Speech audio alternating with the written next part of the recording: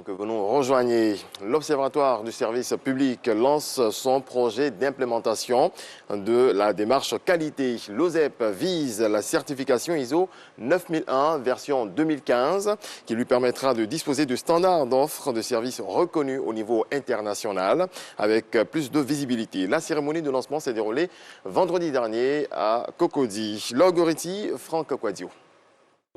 La certification ISO 9001 version 2015 pour une meilleure optimisation de la qualité du service, c'est l'ambition de l'Observatoire du service public OSEP. L'organe lance dans cette optique un projet d'implantation de la démarche à qualité en interne. Ma préoccupation est d'œuvrer à tenir haut la palme de la confiance placée en nous.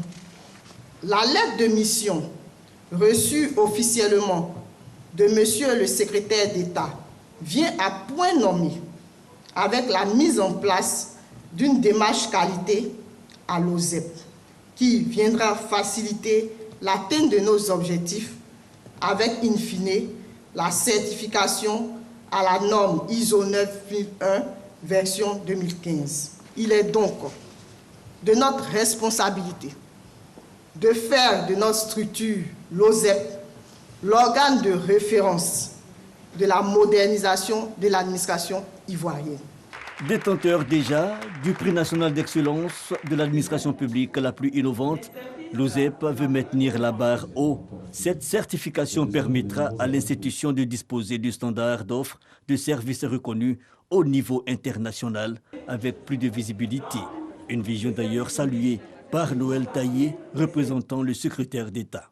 Je voudrais me réjouir de cette initiative prise à l'effet de vous engager avec l'ensemble de vos collaborateurs dans un processus qui vise à conduire le système de management de qualité de l'OSEP vers l'atteinte des standards internationaux les plus élevés.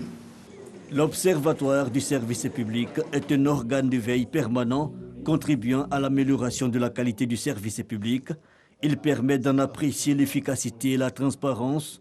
L'OSEP est placé sous l'autorité du ministère chargé de la modernisation de l'administration. Parlant de qualité, les agents des douanes qui se sont fait remarquer par la qualité de leur travail au cours de l'exercice 2021 ont été distingués. À l'heure des comptes, c'est le colonel Hugues Irénée Awédé, directeur de la réglementation et du contentieux, qui a été consacré meilleur agent des douanes. Lanciné Bakayoko. Pour l'année 2021, le meilleur agent des douanes, c'est lui, le colonel Hugues Irénée Awédé. Cet officier supérieur en charge de la réglementation et du contentieux a été choisi parmi 5 lauréats sectoriels.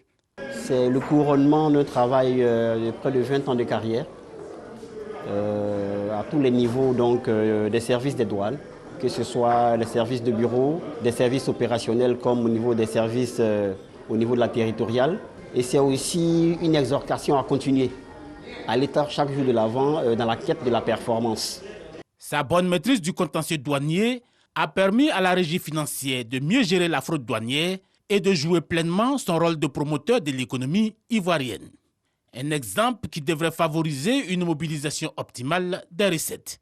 Il faut que l'ensemble des agents de douane comprennent bien que lorsque les résultats sont bons et que la hiérarchie est satisfaite, la satisfaction rejaillit sur l'ensemble des agents. Les résultats sont bons parce que nous allons chercher partout où il faut aller chercher. La qualité, par exemple, de la prise en charge des marchandises est importante. C'est parce que lorsque vous êtes dans une situation difficile qu'il faut avoir les meilleures inspirations, qu'il faut avoir les meilleures pratiques, qu'il faut avoir les meilleures techniques.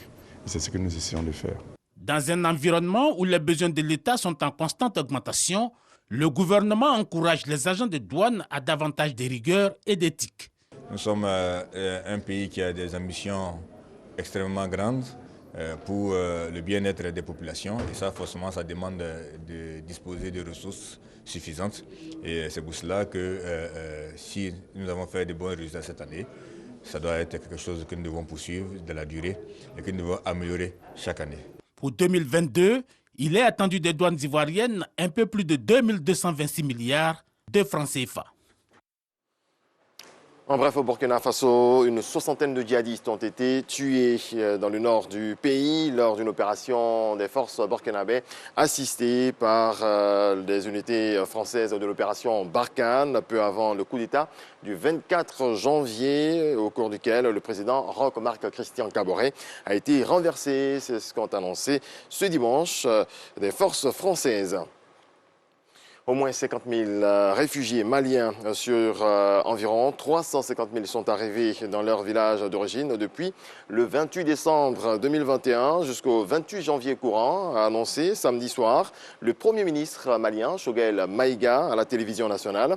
Selon lui, ce retour a été possible grâce au changement des stratégies mises en place par le président de la transition et le ministre de la Défense et des anciens combattants.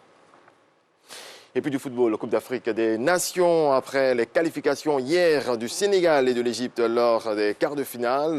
La compétition se poursuit avec les demi-finales dès ce mercredi avec l'opposition Burkina Faso-Sénégal à 19h temps universel. Puis le choc Cameroun-Égypte le lendemain, jeudi, toujours à 19h temps universel.